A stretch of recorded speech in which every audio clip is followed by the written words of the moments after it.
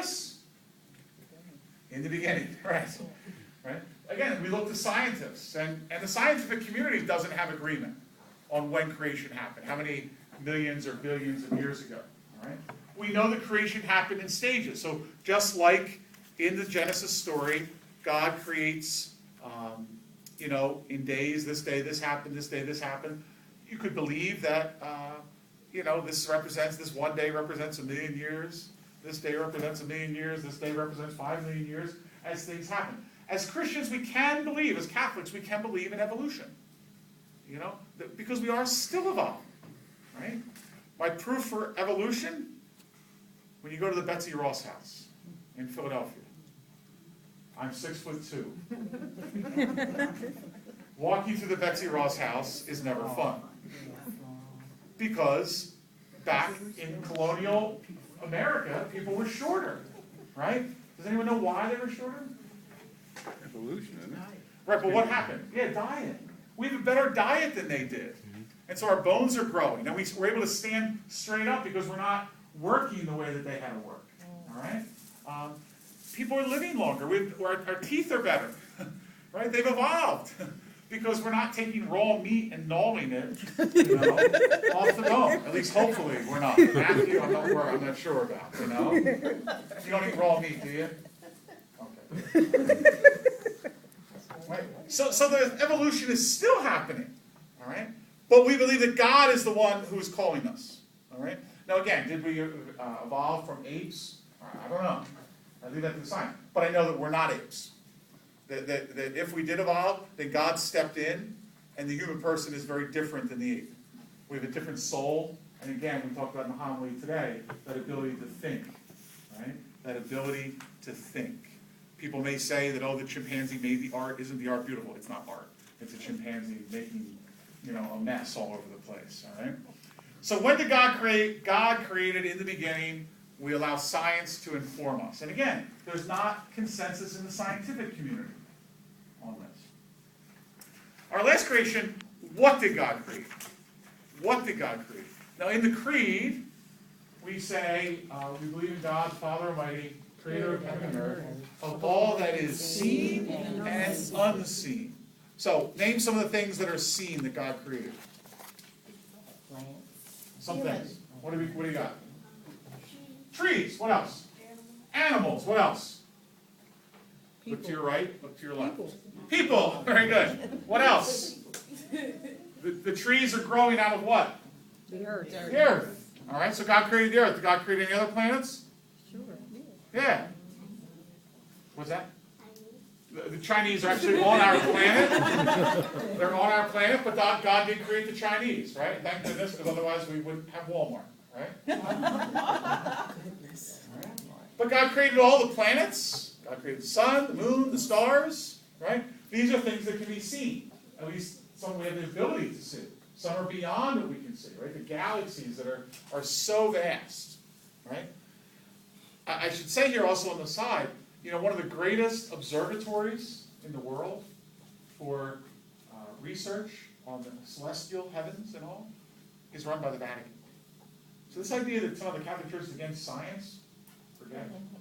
One of the foremost astrophysicists in the world is a Jesuit priest, right?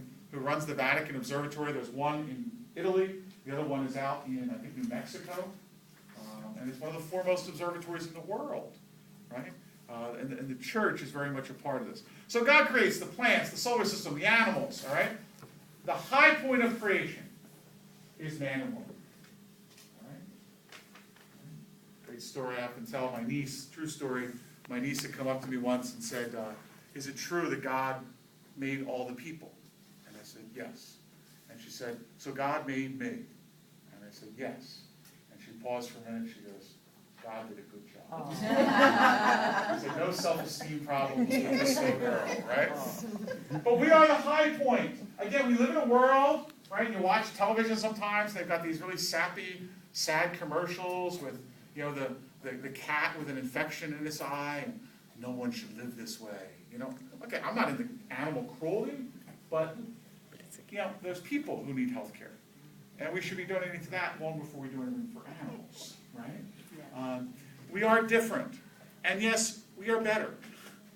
We are better because in the story of creation, when God created all the animals, he looked at the human person and said, be a steward, which means you're in charge of this, which means you can use it, right? So I am a member of PETA, right? People who eat tasty animals, right? Not a vegetarian. Right? Because it's okay, because I'm allowed to. Because I'm allowed to. Now, again, we can't overindulge. We're to be stewards of creation, not to use it senselessly. So we need to be good ecologists. We need to conserve animals. We need to conserve energy. We need to be caring for our water system and all these environmental things that I'm sure Carl could educate us on that he has to clean up because people don't act as good stewards. And Carl, from a business perspective, is happy that they don't, aren't good stewards. But ultimately, we want them to be. But the creation of man and woman, we're told that we're created in God's image and likeness. And sometimes people confuse this, so it's on your handout. God's image, that we have dignity, freedom, and a soul that's eternal. So you're going to live forever. Where you live forever is your choice. But your soul is going to live forever. And in that we're like God, because God is eternal. And so from the moment of creation, we have an eternal future. And then we're also created in God's likeness. Right? Meaning we're called to be like God. And we talked about this morning, God is love. And so we are called to be people who love. So it's a real challenge for us. We never lose the image of God. You could be the worst person in the world doing the worst things in the world. But you will always be in God's image. Right? Which is why we're not in favor of the death penalty and slavery and other things that demean other people, because that person is in God's image. But you can lose God's likeness. How? Sin. Whenever you're not like God. Right? Whenever you're not like God. And of course, that can be restored. We can always be restored to God's likeness through grace, for which we're grateful. So that's what God creates, which is seen. And then there's also that which is unseen. All right? Which is the angels. All right? This room right now is filled with angels. What? Yes. You probably have like 35 caring just for you. All right? We each have a guardian angel. Right? I'm sure Sister Gail, back when she was teaching first grade, would tell students to sit on half their chair to make room for their guardian angel. Did you do that, Sister? Yes. So you'd walk into a first grade room and all the kids were sitting sort of on half their chair because they were making room for their guardian angel. Oh. The problem with that is they're unseen. They don't have a body. They don't need space. So all those poor kids probably have an uneven hip structure because Sister Gail only let them sit on half their chair or something, right? What's the purpose of an angel? A messenger, protect. Very good. To encourage you to do good, right? So the angels have this ministry. They're founded in Scripture. They're founded in our tradition. Big issue. If you remember nothing else I said, people cannot become angels.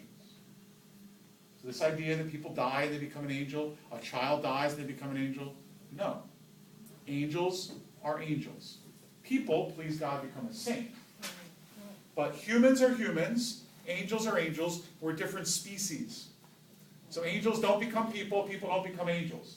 Angels are angels, and they'll always be angels. Some angels fell because they didn't want to serve God. What do we call them?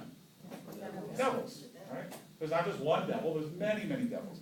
The Lucifer is the lead devil because he was an archangel, so I guess he's an archdevil.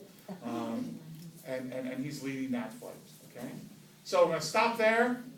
Take a minute to talk at your table, questions you have, insights, need for clarification, and then we'll come back together.